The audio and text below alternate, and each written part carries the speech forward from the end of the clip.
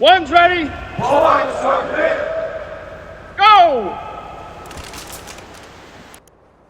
Something's got to die. We have to change what we're doing to become something greater.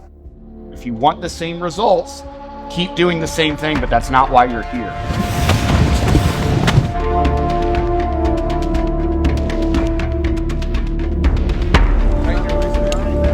Hips out there, I almost step off it like an ankle.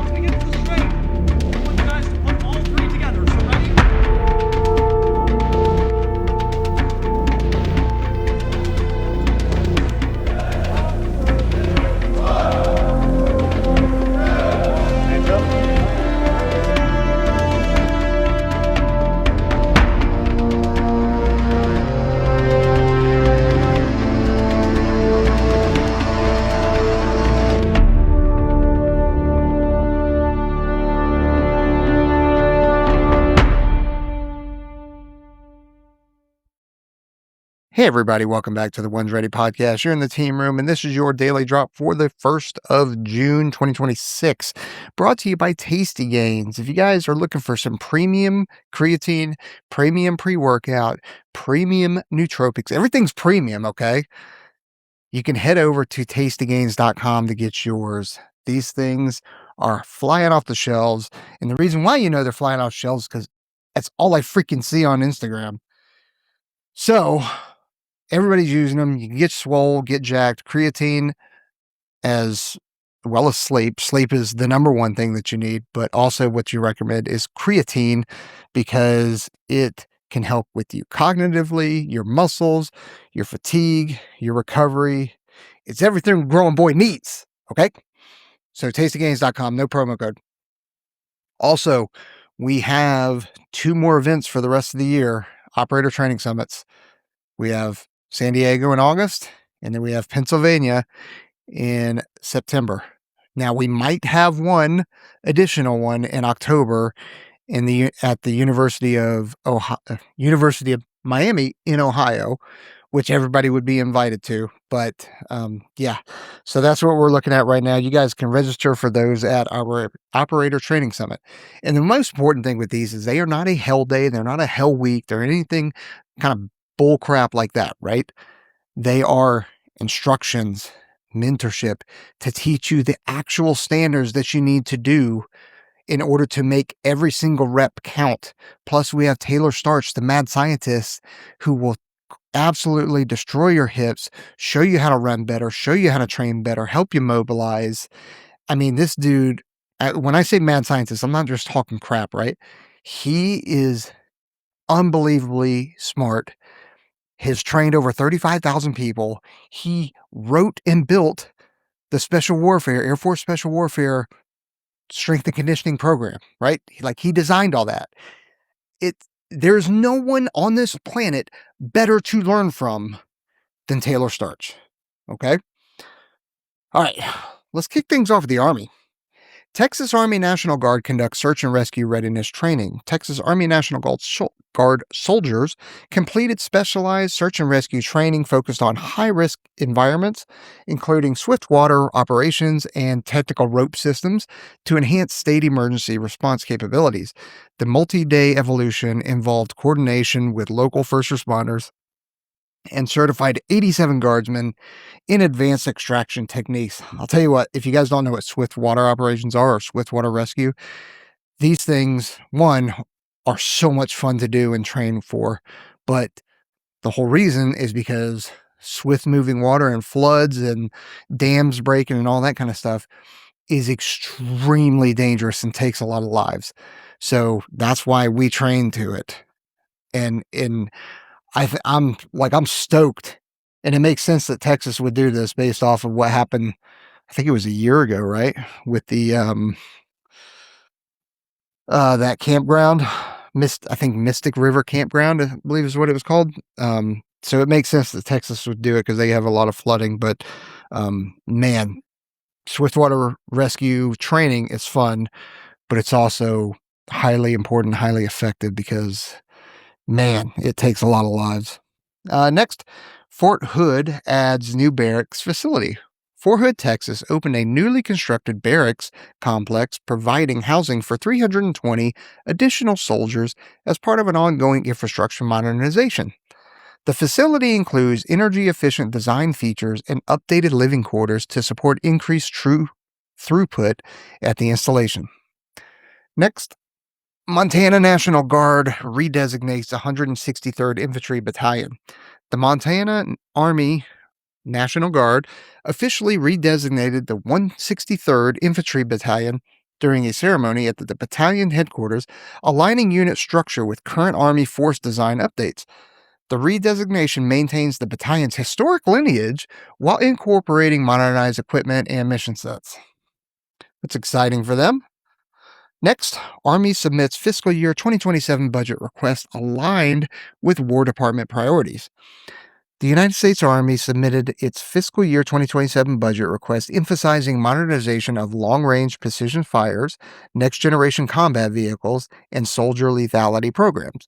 The proposal directly supports War Department strategic guidance for the enhanced deterrence and readiness. Hey, all that sounds good, but I sure hope that they have taken into account counter small unmanned aerial systems or counter drones or whatever you guys want to call it, right? Because the shit that I'm seeing out there is super scary. And, it's wild because, during my time during GWAT, we had to contend with IEDs, improvised explosive devices, vehicle-borne, house-borne, all that kind of stuff, right? We didn't have to deal with IEDs that were freaking flying at you and that could find you and hunt you down. Okay. So I sure hope that the Army is taking this seriously because I know the Air Force is, but dude, the Army needs to take it seriously. All right. Next, moving on to the Navy. America's Sea Services launched Sail 250 New Orleans Port Call. More than 3,000 sailors, Marines, and Coast Guardsmen, along with the international maritime partners, arrived in New Orleans on May 28th for the inaugural port call of the Sail 250 series during the nation's Freedom 250 celebration. The event featured ship tours, community engagements, and demonstrations aboard multiple vessels. Next, USS Nimitz hosts Caribbean leaders during Southern Seas deployment. The Nimitz-class aircraft carrier, USS Nimitz, hosted delegations from multiple Caribbean nations while underway in the Atlantic Ocean as part of the Southern Seas 2026 deployment. Discussions focused on maritime security cooperation and counter-narcotics efforts. Next, Pacific Partnership 2026 mission departs San Diego. The U.S. Navy personnel partner forces departed San Diego aboard expeditionary vessels on May 27th to establish the Mission Coordination Hub in the Philippines for the Pacific Partnership 2026. The largest annual U.S. maritime, humanitarian, and civic assistance mission in the Indo-Pacific will include medical, engineering, and disaster response training across 10 nations. Dude, whoever planned that, yikes. That was not fun. I bet you guys can't wait till that's over with. Marine Corps. Speaking of which, I asked a question about special operations capable Marine units, right? Last week, and dude, I can't believe how many messages flowed in, like direct messages, emails, and comments. So I won't go through all the comments. I do want to say I appreciate the education on it, right? And some of you guys are hilarious, and no kidding. If I'm going to give you the gist of all the messages in the comments, is a Marine unit saying that they are special operations capable means nothing. It's a nothing burger. It's all done for recruiting. That's it.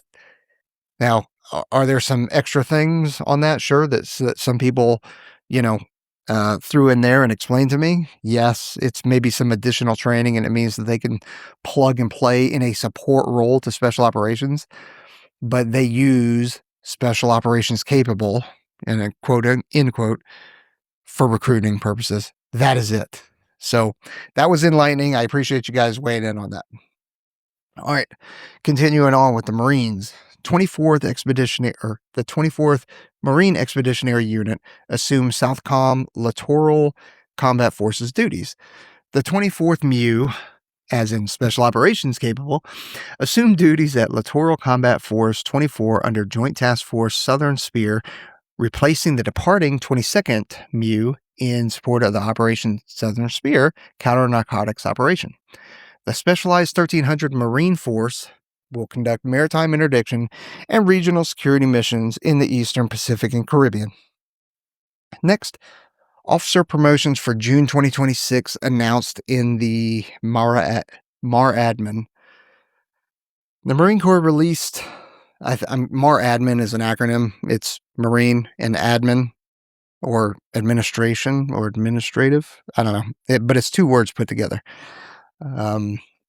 Kind of like MILCON, military construction. So, the Marine Corps released officer promotion list for June 2026, including selections for Major General, Brigadier General, and projected July advancements. The announcements affect 142 officers across combat arms, aviation, and logistics specialties. So, congratulations to those that promoted. Moving on to the Air Force. The T-38 Talon fleet returns to flying status. Air Force officials confirmed the T-38 Talon fleet has returned to full flying status following comprehensive inspections and maintenance upgrades at multiple bases. The resumption supports undergraduate pilot training, or UPT, continuity for more than 1,200 students annually. Next, Rapid Lab delivers additive manufactured F-35 canopy frame. Okay, what the F does that even mean? The Air Force Sustainment Center's Rapid Additive Manufacturing Lab at Tinker Air Force Base delivered the first additively manufactured F-35 canopy frame, reducing production time from months to days while maintaining full structural certification standards. Okay, so essentially it's a new canopy frame that they were able to, it looks like they were able to build it and manufacture it in place for a fraction of the cost and a fraction of the time that it takes to build it. That's fantastic. Next, Space Force. Vice President and Secretary of the Air Force congratulate Space Force Class 2026. Vice President J.D. Vance and Secretary of the Air Force Frank Kendall congratulated the Space Force Class of 2026 during graduation ceremonies. Highlights advancements in space domain awareness and resilient satellite architecture. The class included 87 new officers trained in orbital warfare and cyber operations. Coast Guard. Coast Guard rescues 3 from a cave near Santa Cruz. Holy cow. A Coast Guard air station in San Francisco, MH-65 Dolphin helicopter crew rescued 3 individuals trapped in a partially submerged sea cave near Santa Cruz, California, after rising tides blocked their exit. The hoist operation was completed in under 45 minutes with no injuries reported. Holy cow, dude, that is gnarly. Have you guys seen the Nutty Putty cave thing? I mean, it's super tragic, right? But wild. And then I'll tell you, if you let the algorithm treat you right, and you caress the algorithm a little bit, that you are going to get fed a whole bunch of things like this scenario here with the 3 stuck in the cave that are going to set your nightmares off, if you will, whether it be caves or whether it be people that are diving near a dam or next to a dam to do repair operations. Dude, it's the stuff the nightmares are made of. So I'm glad they were able to get those 3 out. So kudos to those coasties. Man, you guys are putting in work. Next, Coast Guard and Navy continue search for overdue vessel off Oahu.